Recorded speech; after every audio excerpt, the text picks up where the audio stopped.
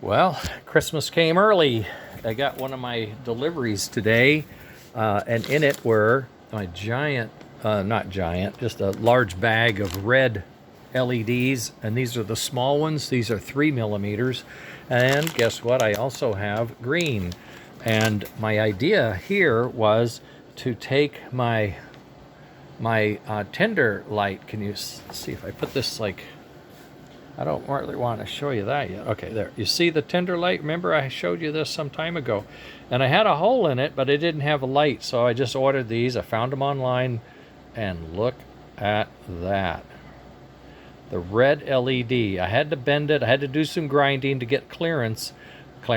But now I just drill a hole in the tail end of the tender on the corner.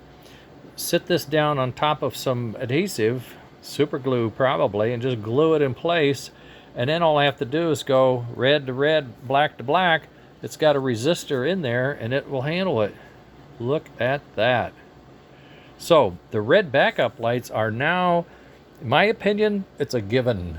We're them. I need to open this up a little more radius the inside so I can rotate the lens as I go in, give it a little more room.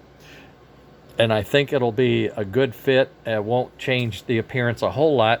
I have some white ones coming, so I'm going to make a third light like this and put a white one in as a backup. It'll only turn on in reverse. Then my idea for the front is to take this same diameter, and I don't have an engine to show you, but on the front of the Atlantic, at any rate, there's a tiny little lantern. You can just barely see it.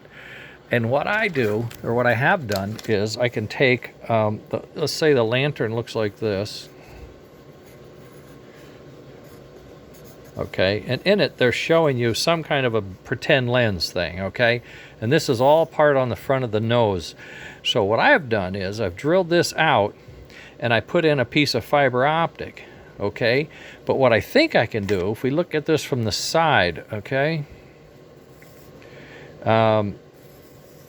where this is molded in, right, is like this.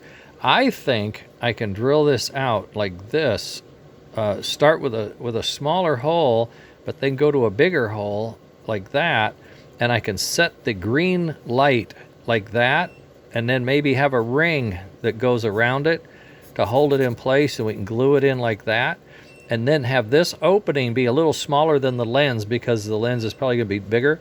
And then the green would come out of here and would be behind it, and it would be on all anytime something's on, like smoke, for example. I could pull it over and tap it into the smoke, because these take like 100 milliamps. I mean, they're just tiny amounts of energy. Look at this, not even registered right now, 0, and it's lit up at 3 volts. So I could put a pair of these green into the front of the, wherever they are on the engine. Some of them, they're up here inside a box. That gets a little more complicated, like the K5, but I know on the Atlantics I can put them down here and that'll be fine. And then I put these in the back, and then a pair. I could do maybe a pair. I was thinking, you know, if you look at the box, all right, and you have one here, and these are red, right? What if you had a pair and they were both white and they were just backup? I don't know, because the ladder, you got to watch out for the ladder. Guy needs to have a little room to get up there, but I think 1 or 2, we'll see how wide they are and how much room I have, and if that makes sense or if it looks stupid, I don't know. But I know in some of the switchers, they'd have this thing, they'd have this huge thing like a spotlight up there, and they'd put a light up there. So I don't want that, but I don't feel too bad about putting something that's riveted on the sides, you know, and shaped out and looks okay. I think that might work. At any rate, that's pretty exciting. Also, something that I received, I wanted to show you this. It doesn't come out here. Where would it come out? It doesn't come out. Oh, there it goes. There you see, this is a MJD 122. These are TIP 122s, and they are compatible with that chip. So I now have Puff and Chuff chips, 20 of them. And I just got a new circuit last night, from Robert about how to use this chip with some diodes in a circuit to get the brake function.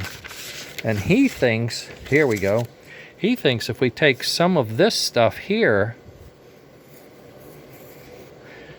and put that in, we might be able to bypass this and just come in with 5 volts for fan and then trigger this circuit to hit the brakes.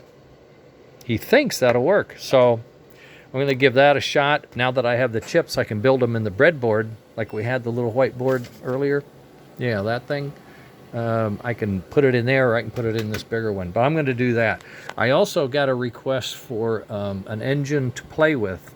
Robert wants to see this gizmo. So what I'm going to do is take one of my older Atlantics and grind it out and fit it with all the stuff and send it to him. Or I might go ahead and booger my prototype, which is still not really functional because of problem with bearing setment, but I could probably hog it out, get that to work, and put a motor on it and get it going too, because it's the same. It doesn't have to be an Atlantic. I was just thinking of something that was left over, but that prototype will never make it to a real engine. It's too poorly done, so that's a good one. Any rate, progress.